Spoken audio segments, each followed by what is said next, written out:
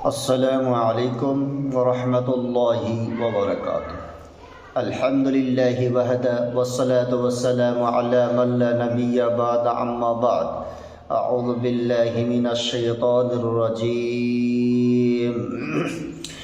عن أبي هريرة رضي الله عنه قال عن النبي صلى الله عليه وسلم قال عن أبي هريرة رضي الله عنه قال رسول الله صلى الله عليه وسلم الإيمان بضع وسبعون شعبة فأفضلها قول لا إله إلا الله وأدناها إماطة الأذى عن الطريق والحياء شعبة من الإيمان. প্রশংসা মাত্র আল্লাহ সুবহানাহু ওয়া তাআলার জন্য, যেই মহান আল্লাহ সুবহানাহু ওয়া তাআলা অতীব দয়ালু। সেই মহান আল্লাহ সুবহানাহু ওয়া তাআলার সংক্ষিপ্ত প্রশংসা করি, সকলে বলি আলহামদুলিল্লাহ।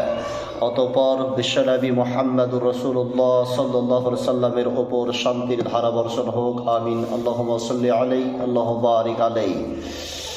প্রিয় সবার উপস্থিতি, আজকের বিষয় লজ্জাশীলতা। সেই বিষয়কে সামনে রেখে গুরুত্বপূর্ণ তথ্যবহুল আলোচনা করার চেষ্টা করব ইনশাআল্লাহ, যদি আল্লাহ সুবহানাহু ওয়া তাআলা তিনি আমাকে তৌফিক দেন। তাওয়াক্কালতু আলাইহি ওয়ালি। লজ্জা ইমানের অঙ্গ, আর যার লজ্জা নেই সে যা ইচ্ছা করতে পারে। আর লজ্জা মানুষকে প্রকৃতি মানুষ রূপে গড়ে তোলে। লজ্জার গুরুত্ব সম্পর্কে রাসূল সাল্লাল্লাহু আলাইহি ওয়াসাল্লাম বলেন,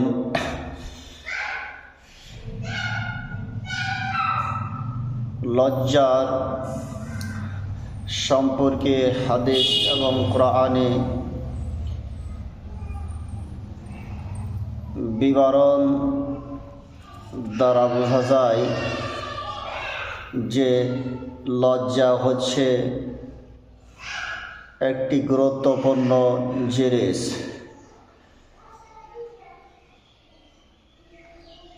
এ বিষয়ে হযরতে আবু হুরায়রা রাদিয়াল্লাহু আনহু হতে বর্ণিত, তিনি বলেন রাসূল সাল্লাল্লাহু আলাইহি সাল্লাম বলেছেন, ইমানের ৭০-এরও বেশি শাখা রয়েছে। ইমানের ৭০-এরও বেশি শাখা রয়েছে, শাখা প্রশাখা রয়েছে। তার মধ্যে সর্বোত্তম হল আল্লাহ তাআলা ব্যতীত কোনো সত্য মাবুদ নেই, সত্য উপাস্য নেই, এ কথার সাক্ষ্য দেওয়া, এ কথা বলা। এবং সর্বনিম্ন হলো রাস্তা থেকে সর্বনিম্ন স্তর হলো রাস্তা থেকে কষ্টদায়ক বস্তু সরানো। আর লজ্জা হলো ইমানের একটি শাখা। বুখারী মুসলিম মিশকাত হাদিস নাম্বার 5, ঈমান অধ্যায়। ইবনে ওমর রাদিয়াল্লাহু আনহু হতে বর্ণিত, তিনি বলেন নবী সাল্লাল্লাহু আলাইহি সাল্লাম বলেছেন, লজ্জা ও ঈমান অঙ্গাঙ্গিভাবে জড়িত। সুতরাং এর একটি তুলে নেওয়া হলে অপরটি তুলে নেওয়া হয়, এর একটি তুলে নেওয়া হলে অপরটি তুলে নেওয়া হয়, এর একটি তুলে নেওয়া হলে অপরটি তুলে নেওয়া হয়। আব্দুল্লাহ ইবনে আব্বাস রাদিয়াল্লাহু আনহুর এর এক বর্ণনায় আছে, যখন উভয়ের কোনো একটি ছিনিয়ে নেওয়া হয় তখন অপরটি তার পশ্চাৎ অনুগমন করে, তার পিছনে পিছনে সেটিও চলে যায়। বাইহাকি হাকিম সহিহ আত-তারগিব হাদিস নাম্বার 2636 মিশকাত হাদিস নাম্বার 5093। عن أبي أمامة رضي الله عنه عن النبي صلى الله عليه وسلم قال الحياء والعين شعبة من الإيمان والبذاء والبيان شعبتان من النفاق। আবু ওমামা রাদিয়াল্লাহু আনহু বলেন, হযরত রাসূল সাল্লাল্লাহু আলাইহি সাল্লাম হতে বর্ণনা করেন, তিনি বলেন, লজ্জা ও অল্প কথা বলা ঈমানের দুটি শাখা। লজ্জা ও অল্প কথা বলা ঈমানের দুটি শাখা। লজ্জা ও অল্প কথা বলা ঈমানের দুটি শাখা। ও আর অশ্লীলতা ও বাকপটুতা বাচালতা মুনাফিকি দুইটি শাখা। তিরমিজি হাদিস নম্বর 2027, মিশকাত হাদিস নম্বর 4796। زائد عن زائد بن طلحة رضي الله عنه قال قال رسول الله صلى الله عليه وسلم إن لكل دين خلقا وخلق الإسلام الحياء। যায়েদ ইবনে তালহা রাদিয়াল্লাহু আনহু হতে বর্ণনা করেন, রাসূল সাল্লাল্লাহু আলাইহি সাল্লাম বলেছেন, প্রত্যেক দিনের একটি বিশেষ স্বভাব আছে। প্রত্যেক দিনের একটি বিশেষ স্বভাব আছে। প্রত্যেক দিনের একটি বিশেষ স্বভাব আছে। আর দিন ইসলামের বিশেষ স্বভাব হলো লজ্জাশীলতা। আর দিন ইসলামের বিশেষ স্বভাব হলো লজ্জাশীলতা। মুত্তাফাকুন আলাইহি।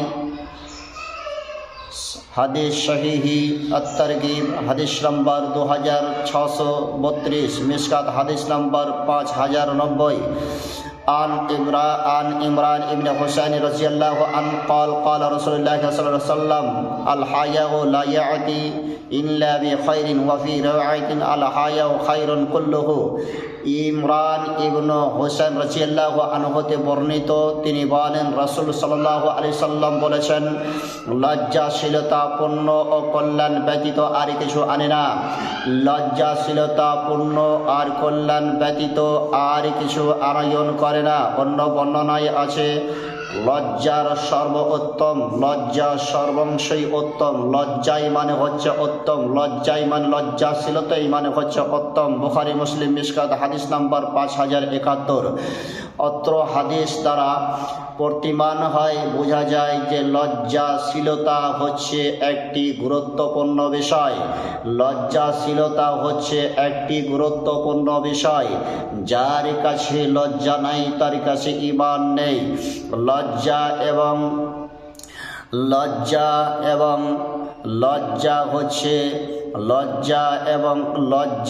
এবং ঈমান অঙ্গাঙ্গিকভাবে এক অপরের সঙ্গে পারস্পরিকভাবে জড়িত।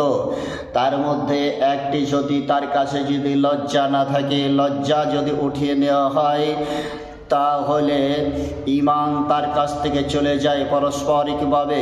হযরতে আব্দুল্লাহ ইবনে আব্বাস রাদিয়াল্লাহু আনহু বলেন, যখন তার উভয়ের কোনো একটি ছিনিয়ে নেওয়া হয়, যখন উভয়ের একটি ছিনিয়ে নেওয়া হয়, কোনো মানুষের কাছ থেকে যদি লজ্জা ছিনিয়ে নেওয়া হয়, তাহলে লজ্জারকে অনুসরণ করে, যার পশ্চাৎ অনুসরণ করে ঈমানও তার কাছ থেকে চলে যায়। আবার যদি তার কাছ থেকে ঈমান ছিনিয়ে নেওয়া হয়, তাহলে ঈমানকে অনুসরণ করে লজ্জাশীলতা তার কাছ থেকে চলে যায়। সুতরাং তার কাছ থেকে উভয়টি সরে যায়। এ কথা বিশ্বনবী মুহাম্মদ রাসূলুল্লাহ সাল্লাল্লাহু আলাইহি সাল্লাম তিনি অত্র হাদিসের মধ্যে প্রমাণ তিনি ঘোষণা করেছেন। তাই প্রিয় সম্মানীয় উপস্থিতি, আসুন আমরা প্রত্যেকটি ক্ষেত্রে লজ্জা, যেখানে লজ্জাশীলতার প্রয়োজন সেখানে লজ্জা করি, যেখানে লজ্জাশীলতার প্রয়োজন সেখানে লজ্জা করি। লজ্জা, কারণ রাসূল সাল্লাল্লাহু আলাইহি সাল্লাম বলেছেন, আল হায়াউ শুবাতুম মিনাল ঈমান। লজ্জা হচ্ছে ঈমানের শাখা। লজ্জা হচ্ছে ঈমানের, লজ্জাশীলতা হচ্ছে ঈমানের অঙ্গ।